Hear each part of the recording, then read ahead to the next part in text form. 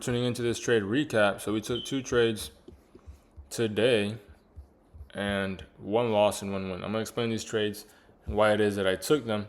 We made around $1,000 something dollars, so yeah, there 1,400. And let me just go ahead and take these executions off. Okay, so personal daily profit target, that's what you see that there. All right, so today I had a bearish bias, and I'm gonna explain why. In Asia session, what did we do? I actually took this trade right here and made like $600 or something off of it. So good trade there.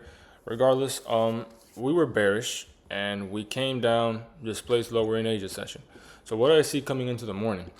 Into the morning, I see that we start slowing down here and we don't continue going lower. So we come up, this is at 6, come up, come down again, and then CPI, look what CPI does. Remember guys, I like to trade off of manipulations and displacement. So CPI comes up and then immediately comes down. So what does this tell me? There was good selling pressure here.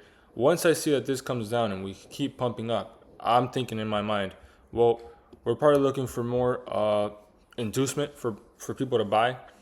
Because like I tell you guys, I believe that, well, not that I believe, this is just a fact. The big players are the ones that move this market, and they need someone to do the opposite of them for their orders to get filled. So once I see this buy up, I know what they're doing. So I'm thinking they're just inducing more biases. That's exactly what they need at this moment. They haven't filled all their sell orders yet. So coming into market open, what we do, we come down, and just to let you know, this high right here is Asia session highs. We come down and we start displacing, but we leave it there. We leave Asia session highs there. So that was kind of tricky for me. I was like, could we edge it and not take it? Maybe, but I didn't want to risk it. So I didn't take any of these inverses because there wasn't really a clear second manipulation here. So this wasn't even in my model to take. And we had left the highs there. So I wasn't really confident. Then I made this stupid mistake because I was thinking about it too much and it got in my head that maybe we were going to edge those highs and not take them. So once we had this remanipulation here of this wick, I entered short, and obviously I do regret this trade. It's not the worst trade, but it's not. This is gonna work sometimes, but it's not a trade that I will be taking, that I want to get in the habit of taking. It took this, put my stop loss above here, and I entered on this candle. Just need to close this up. Entered off this candle right here, and my take profit was somewhere around here, down here I think. Yep. And just got stopped out immediately. As you guys saw in the chart execution, I think I got stopped out in this candle.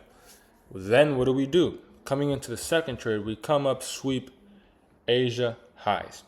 Now, this trade that I took it because of my market experience. If you're a beginner, do not take these type of trades because they are riskier trades. If you don't know what you're doing, stay away from these trades, but I'm going to explain why it is that I took this trade off of this first displacement candle down. On the 15 minute, when this was happening, we were up here. We had around 8 minutes or so left in the candle. And once I saw this displacement down, and I knew we had 8 minutes, I knew that we were either going to at least give me a break even, that we were going to retrace lower to then go higher. But if not that we were going to keep going lower because I was bearish. So I knew that the worst case scenario, I hope I'm making myself clear here. The worst case scenario was going to be me getting a break even. That was the worst case scenario for this trade. And my stop loss was very, very tight.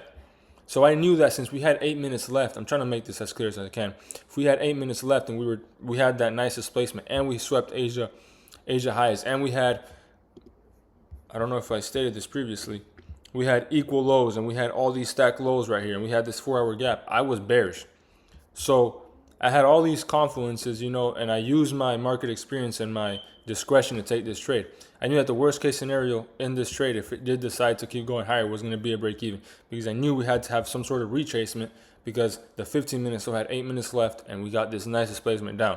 So I was fine taking the risk, and I risked a very tight stop loss, so it wasn't even going to be that bad if it ended up losing. But regardless, a normal entry would have been here or somewhere around here.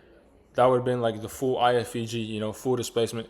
So one manipulation, second manipulation, and then displacement entered somewhere around here normally. But like I explained, that's why I took and entered the short right there.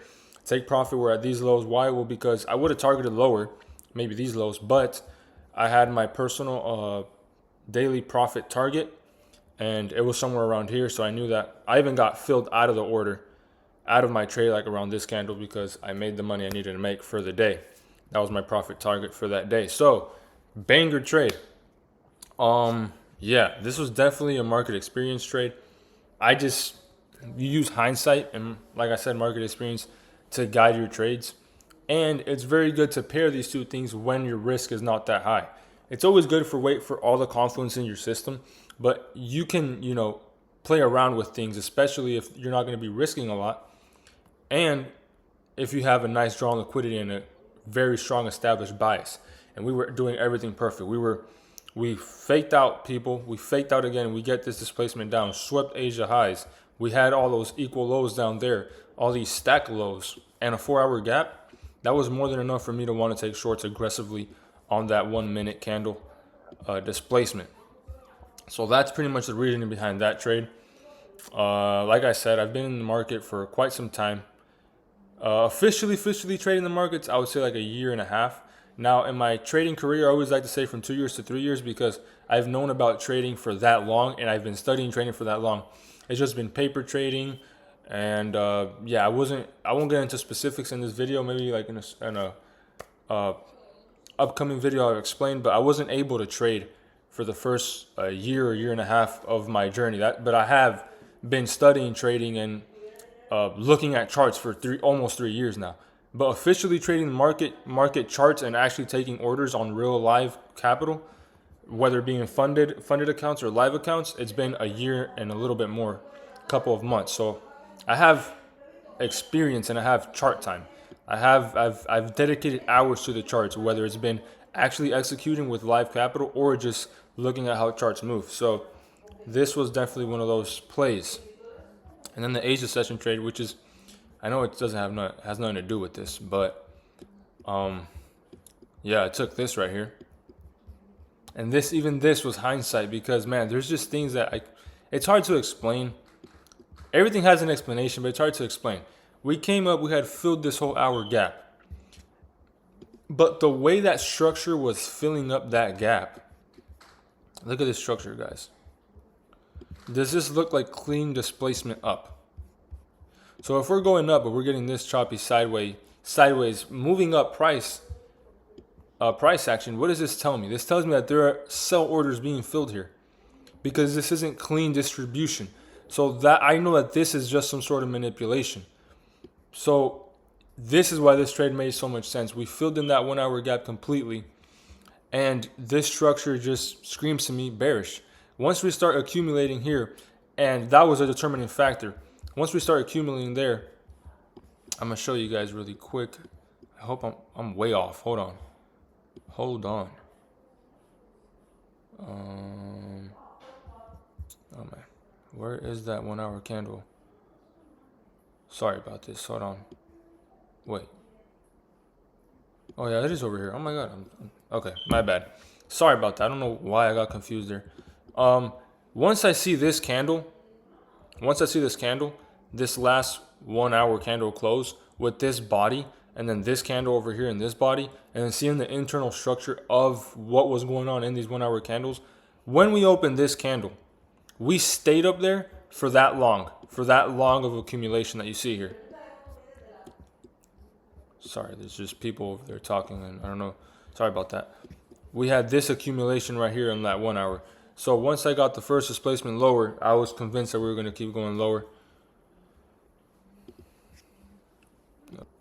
All right, sorry about that. Just had to do something really quick. Okay, so this 1 hour was accumulating here. That made me think that we weren't going to want to go up anymore because accumulation happens once orders are being filled.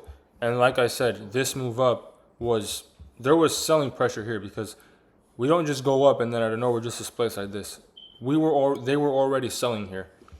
And this was the determining factor. Once I saw this displacement lower right here, I entered on shorts. In fact, I entered even before that. I think I entered over here actually. But I added more onto my position and it kept filling me lower. So yeah, banger trade.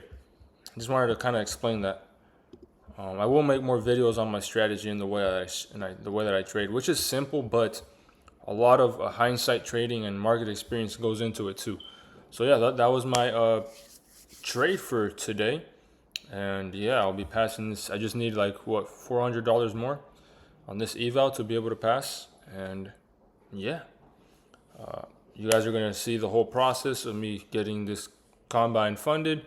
I'm sticking to this one combine because, as you guys know, I recently broke my rules and blew my Lucid accounts. But you guys are gonna see the full process of me getting the account funded and hopefully taking out a max payout this month. Yeah, guys, appreciate it for watching this video. Thank you for sticking to the end. If you guys like this content, leave a comment. Let me know what you guys want to see. If you guys want to see more videos of me explaining my mentality on the market, how I view the markets and all that type of stuff, just let me know. And I appreciate you guys again. Thank you for watching these videos. And yeah, I'll catch you guys in the next one.